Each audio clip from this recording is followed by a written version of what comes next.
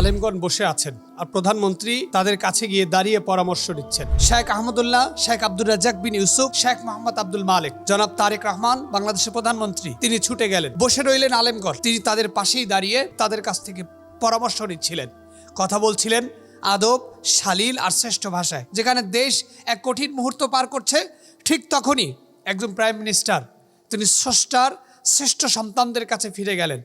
রাসূল আকরাম সাল্লাল্লাহু আলাইহি সাল্লাম বলেছেন, আল উলামা ওয়ারাসাতুল আম্বিয়া। আল্লাহ তাআলা কোরআন শরীফে বলেছে, কাওলাম মিম্মান দাআ ইলাল্লাহ।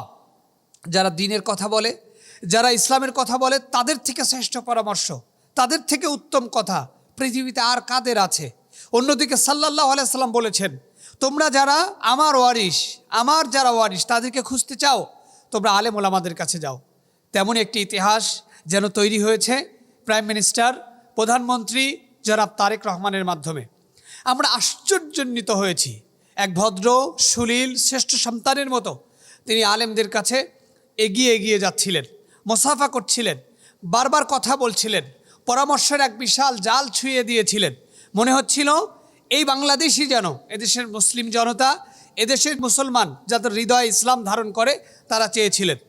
অন্য ধর্মের যারা, তারাও চেয়েছিলেন এক সম্মানের বাংলাদেশ, এক সম্প্রীতির বাংলাদেশ, একটি আদব সুশৃঙ্খল বাংলাদেশ, যেখানে একে অপরের প্রতি ভ্রাতৃত্ববোধ, একে অপরের প্রতি ভালোবাসা, আর যারা ধর্মীয় সন্তান তাদেরকে শ্রেষ্ঠ সন্তান হিসেবে অন্তত সম্মানটুকু দেওয়া।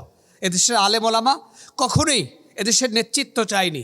এদেশের আলেম ওলামা কখনোই এদেশকে নিয়ে ষড়যন্ত্র করেনি। এদেশের আলেম ওলামা প্রাপ্য সম্মানটুকু চেয়েছে, যেই সম্মান দিয়ে আগামীর বাংলাদেশের প্রতিটি জনপদ, প্রতিটি মানুষকে আলেম ওলামারা যেন জান্নাতের পথে নিয়ে যেতে পারে, যেন একসাথে যেভাবে এদেশে আমরা বসবাস করছি সেভাবেই যেন জান্নাতেও আমরা একসাথে বসবাস করতে পারি।